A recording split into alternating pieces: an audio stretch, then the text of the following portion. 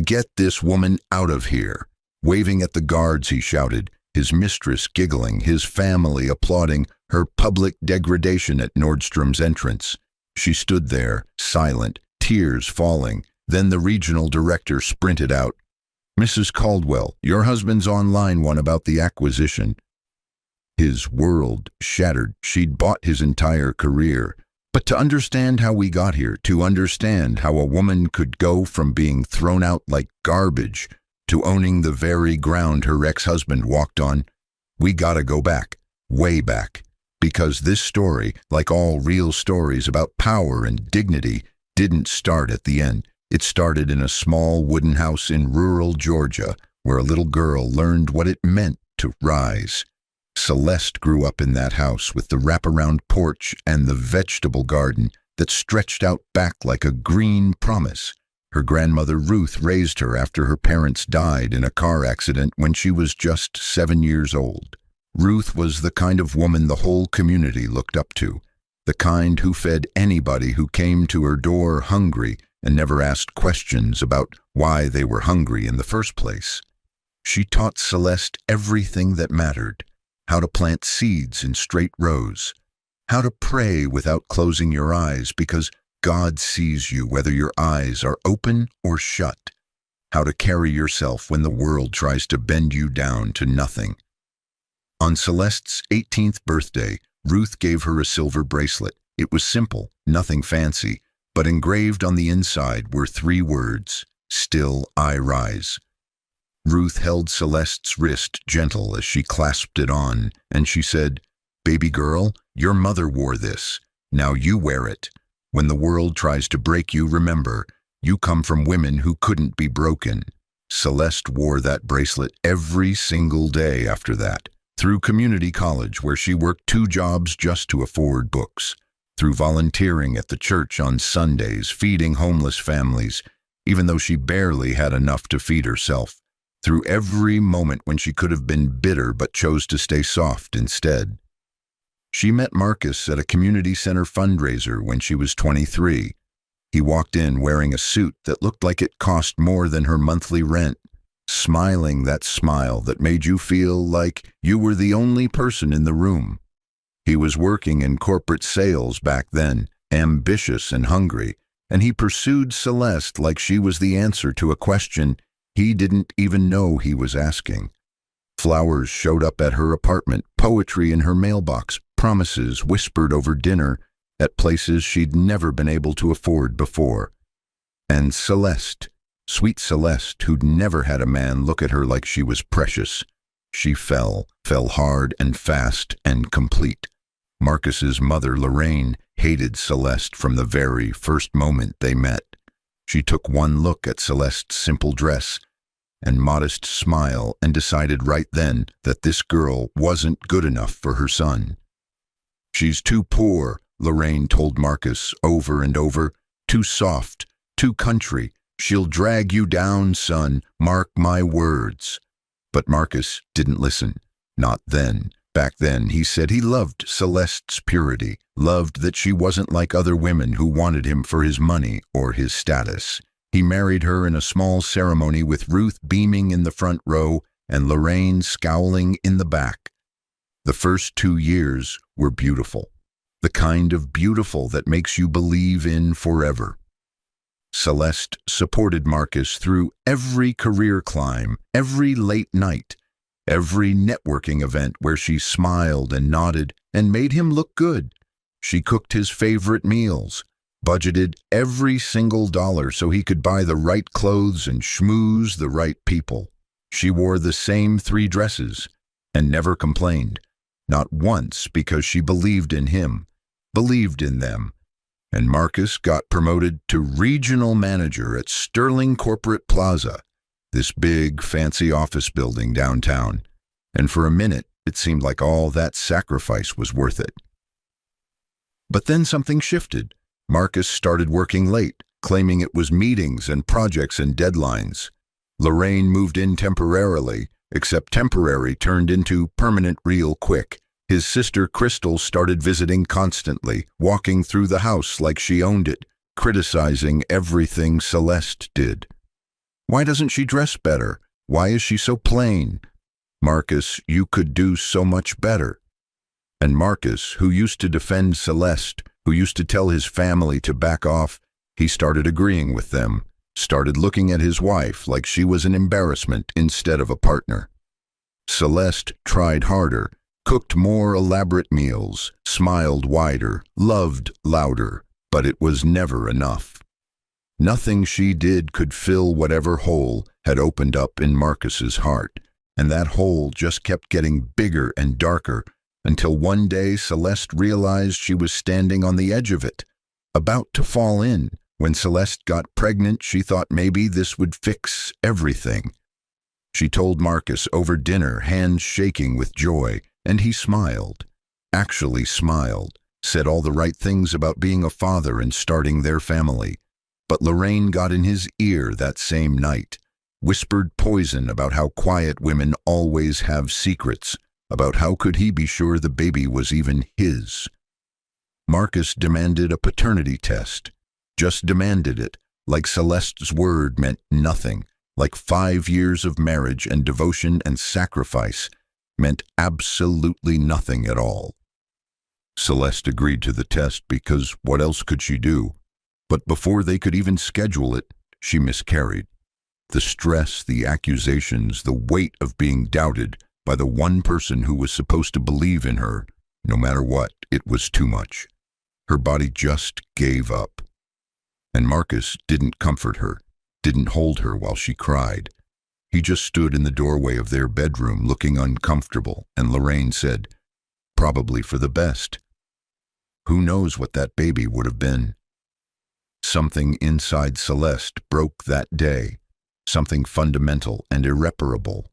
The contrast was stark. In her memories, Celeste could see herself as a girl, laughing with Ruth in the garden, picking tomatoes in the golden afternoon light, singing hymns while they worked, full of light and hope and possibility. But her present was sitting at a dinner table in silence, while Lorraine mocked her peasant cooking, and Marcus didn't say a word in her defense. The bracelet was the only thing she wore that was truly hers anymore.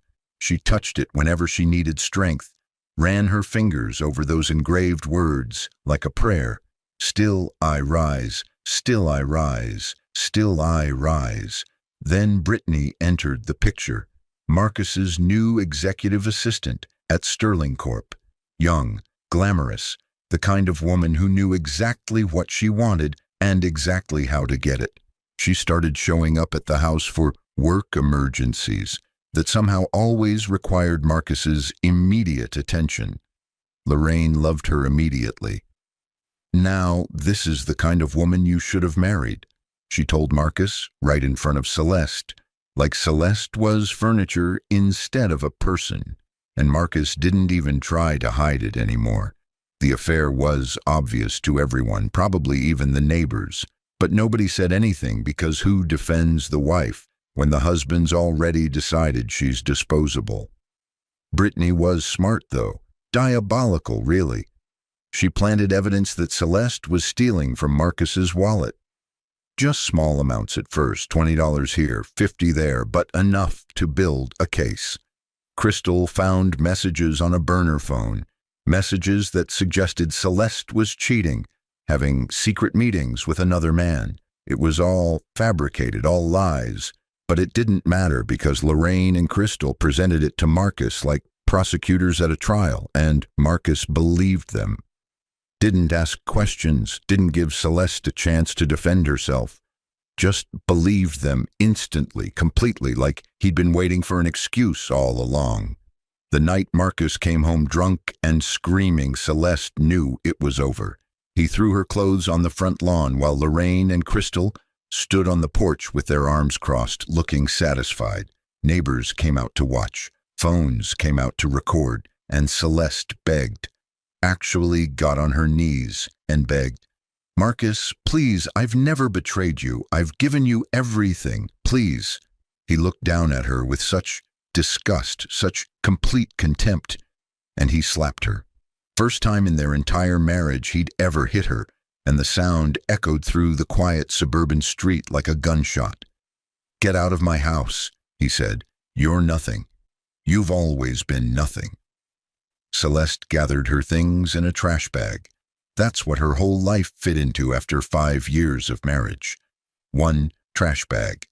The only valuable thing she took was her grandmother's bracelet. She walked 6 miles to a women's shelter because she didn't have money for a cab and she didn't have anyone to call. Spent 3 days in that shelter in complete silence. Stopped eating, stopped talking.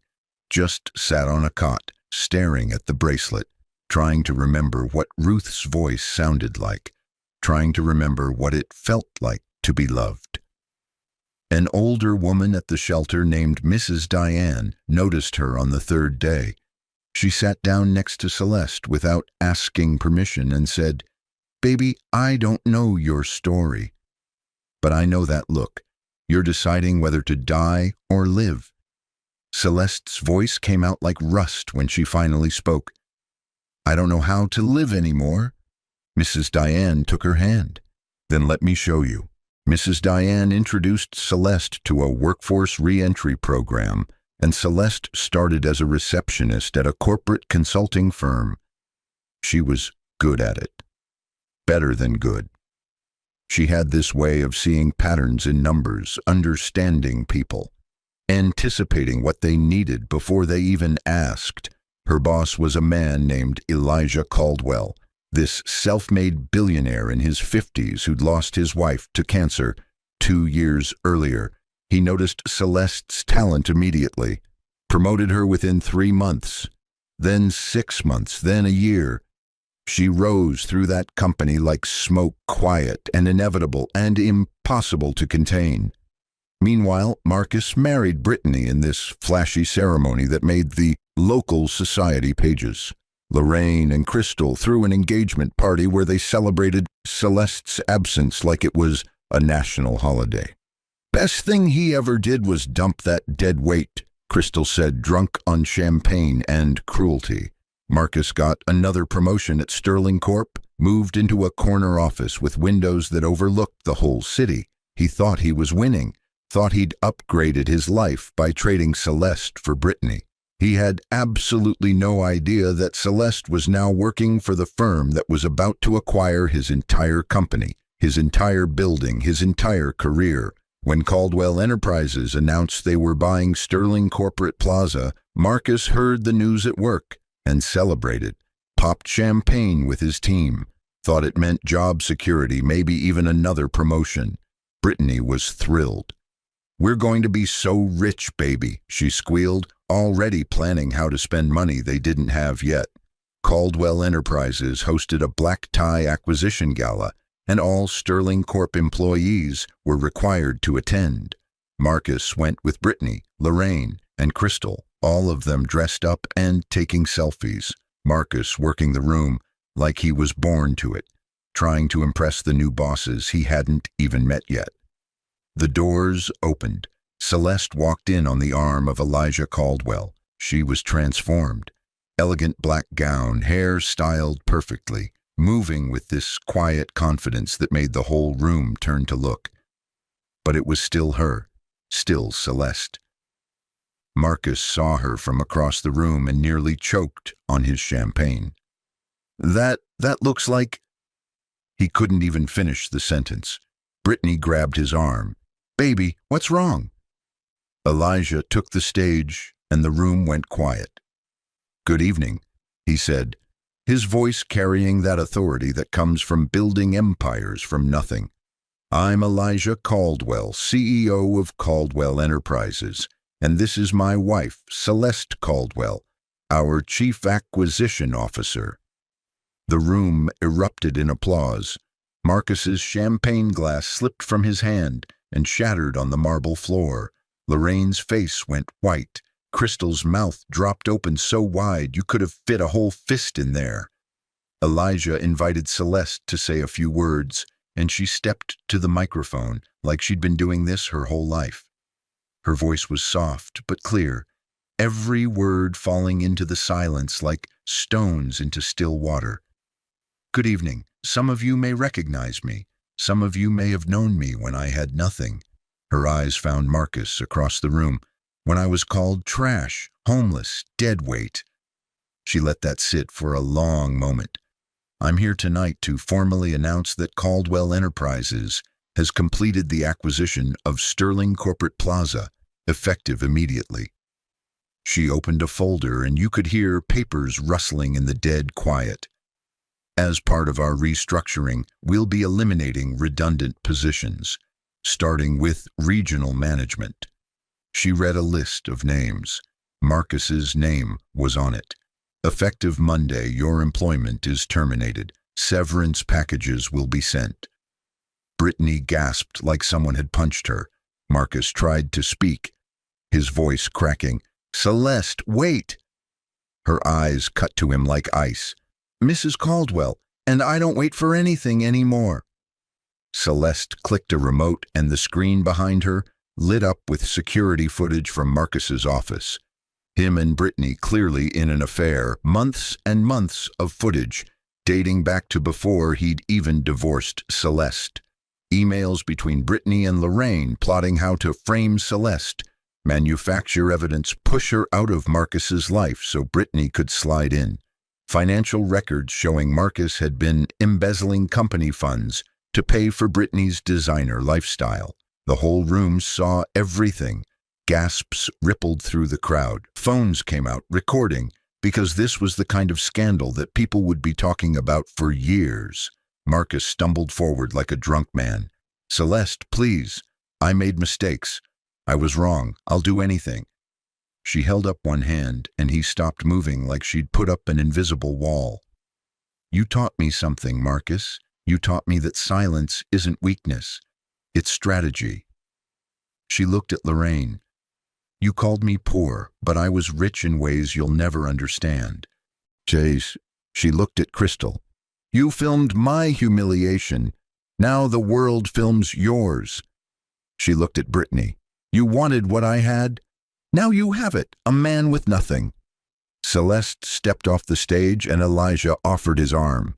She took it with the same gentle grace she'd had when she was 18 and planting tomatoes with Ruth. They walked out together and the room stayed dead silent until the doors closed behind them. Then the noise erupted all at once.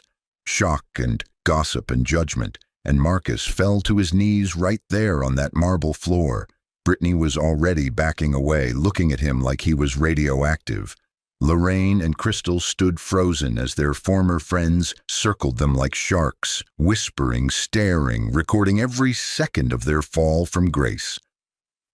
Monday morning came and Marcus was escorted out of Sterling Corp by security, carrying a cardboard box with his desk plants and a coffee mug that said, World's Best Boss. Brittany was waiting in the parking lot. So, what now? She asked. Marcus tried to sound confident. I'll find something. I'm talented. I've got connections. Brittany cut him off. No, what now for US? Because I didn't sign up for broke. 2 weeks later, she filed for divorce. Already had another man lined up, some lawyer she'd met at the gym who had what Marcus used to have, money, status, a future. She left Marcus with half the debt from their wedding and the lifestyle they'd been living on credit. He ended up in a one-bedroom apartment that smelled like mildew, driving a 2005 Honda because he couldn't afford the lease on his BMW anymore. Lorraine and Crystal's consequences came slower but just as devastating. The footage of them plotting against Celeste went viral. Millions of views across every platform. Their social circle iced them out completely. Lorraine's church group asked her to step down from the women's ministry because, as the pastor gently explained, we can't have someone in leadership who treats people the way you treated your daughter-in-law. Crystal lost every single one of her influencer sponsorships because brands didn't want to be associated with that cruel woman from the video. They both blamed Marcus. Family dinners turned into screaming matches where they threw his failures in his face, reminded him that they'd sacrificed their reputations defending him, and this was how he repaid them. Marcus spiraled, couldn't find work because Celeste's acquisition had made headlines, and his embezzlement was public record now. Every job application got rejected. He started drinking, sitting alone in that moldy apartment, scrolling through old photos on his phone. He found one from their wedding day, Celeste looking up at him like he was the sun, like he was everything good in the world. He started crying right there, tears falling on the cracked screen, and realized with horrible clarity that he'd destroyed the only real thing he'd ever had. The only person who'd ever loved him for him, instead of what he could provide. One desperate afternoon, Marcus showed up at Caldwell Enterprises headquarters. Security stopped him in the lobby before he could even reach the elevators. He begged to see Celeste, actually begged, but they wouldn't let him up. After about 20 minutes, Celeste's assistant came down carrying an envelope. She handed it to Marcus without a word and walked away. Inside was a check for $10,000 and a note in Celeste's handwriting. For the man who taught me my worth by showing me his lack of it. Use this to start over. I already have. There was also a photo. Celeste and Elijah standing in front of a children's hospital, both of them laughing, looking genuinely happy. The plaque on the building read, "The Ruth Caldwell Memorial Wing, donated by Celeste and Elijah Caldwell." Her grandmother's dream, the dream Ruth used to talk about on the porch during those Georgia summers, how she wished she could build a place where sick children could get help regardless of whether their families had money. Celeste had done it, hadn't just survived, hadn't just won. She'd become everything Marcus said she couldn't be, and he'd become everything he'd feared, alone, broke, forgotten. 6 months later, Celeste stood in the garden of her home with Elijah, planting tomatoes just like she used to do with Ruth. The house was filled with light, warm and welcoming, the kind of place where people felt safe. Elijah brought her lemonade, and they didn't talk about Marcus because they didn't need to. That chapter was closed, buried, done. Celeste wore her grandmother's bracelet every single day, but now there was a second bracelet next to it. Elijah had given it to her on their wedding day, engraved with the words, "And still you rise." She touched both bracelets sometimes, running her fingers over the silver, smiling at the continuity of it all, from Ruth to her to whatever came next. Celeste ran a foundation now for women leaving abusive relationships, gave them job training, housing assistance, legal help, everything she wished she'd had when Marcus threw her out with nothing but a trash bag and a broken heart. Mrs. Diane from the shelter was her co-director. Together they'd helped over 200 women restart their lives, and that number kept growing. On this particular afternoon, Celeste was giving a speech at a women's shelter across town. The room was full of women with that same look she used to see in the mirror. Lost, broken, trying to figure out if living was even worth it anymore. The camera caught Celeste's face as she knelt down in front of a young woman holding a small bag. Everything she owned in the world, fitting into something you could carry with one hand. Celeste looked her in the eyes, really looked at her, the way Mrs. Diane had looked at her all those years ago. "I know you feel like nothing right now," Celeste said softly, "like the world took everything." She touched both bracelets on her wrist. "But let me tell you something my grandmother taught me. They can take your money, your home, your dignity in their eyes, but they can't take who you are. That's yours, forever." The young woman started crying, and Celeste pulled her into a hug, held her while she sobbed out years of pain and fear and shame. "You're going to rise," Celeste whispered. "I promise." See, Celeste didn't win because she got revenge. She won because she remembered who she was when the world tried to tell her she was nothing. Marcus lost everything because he never knew who he was, just spent his whole life trying to prove he was better than someone else, trying to impress people who didn't matter, chasing approval from a mother who measured worth in dollar signs and status symbols. But here's the truth, the real truth that nobody wants to say out loud. People who know their worth don't need to step on yours to prove it. And people who love you don't need their mama's permission to see your value. Real love doesn't humiliate. Real power doesn't need an audience. And real strength looks like a woman in a garden planting seeds, wearing her grandmother's bracelet, smiling because she finally understands. She was never the one who was poor. Marcus had money, status, connections, and he lost it all because he was bankrupt in the places that actually mattered. Celeste had nothing but a bracelet and a lesson from a woman who raised her right, and she built an empire because she was rich in the places money can't touch. That's the difference. That's always been the difference. Not what you have, but who you are when everything gets taken away. Not how loud you can shout, but how strong you can stand in silence. Not how many people applaud your cruelty, but how many people remember your kindness when you're gone. Celeste understood something that Marcus never could. Dignity isn't given, it's carried. Ruth taught her that on a porch in Georgia when she was just a girl. And Celeste carried that dignity through poverty, through abuse, through betrayal, through every moment when it would have been easier to become bitter and cruel. She carried it all the way to the top, and when she got there, she reached back down to pull other women up behind her.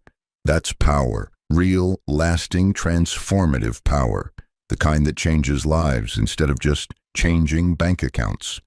Marcus sits in his apartment sometimes and wonders what would have happened if he'd just loved her, really loved her, protected her from his mother's poison, stood up for her when his sister mocked her, believed her when she said she was faithful. He wonders if things would be different. And the answer is yes, things would be completely different, but he'll never know exactly how different because that choice is gone now. That door is closed. He made his decision when he chose his mother's approval over his wife's dignity, when he chose Brittany's flash over Celeste's substance, when he chose to believe lies because they were easier than believing in love.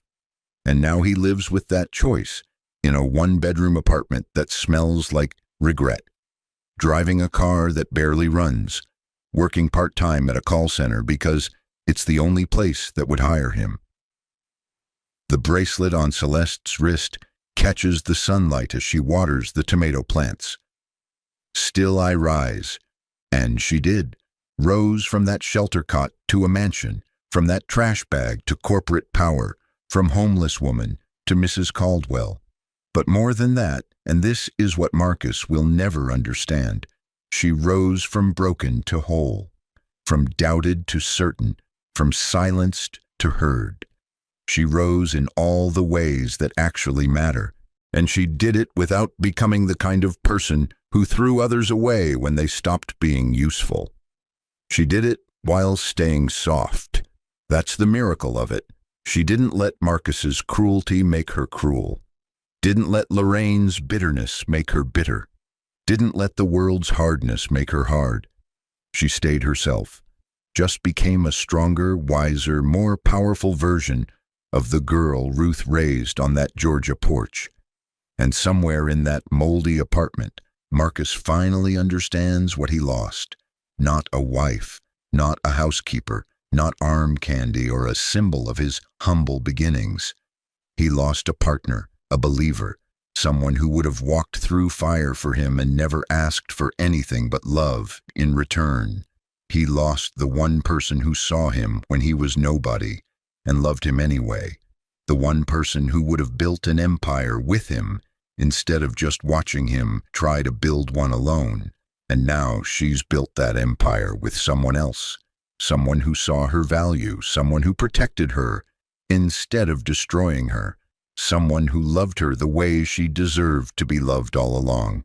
That's the real ending of this story. Not Celeste winning or Marcus losing, but Celeste finally being seen, finally being valued, finally being loved by someone who understood that her worth wasn't in what she could do for him, but in who she was when nobody was watching. Elijah saw that, saw the way she treated people, saw her brilliance hidden under years of being told she was stupid, saw her strength wrapped up in gentleness, and he didn't try to change her or fix her or make her into something else.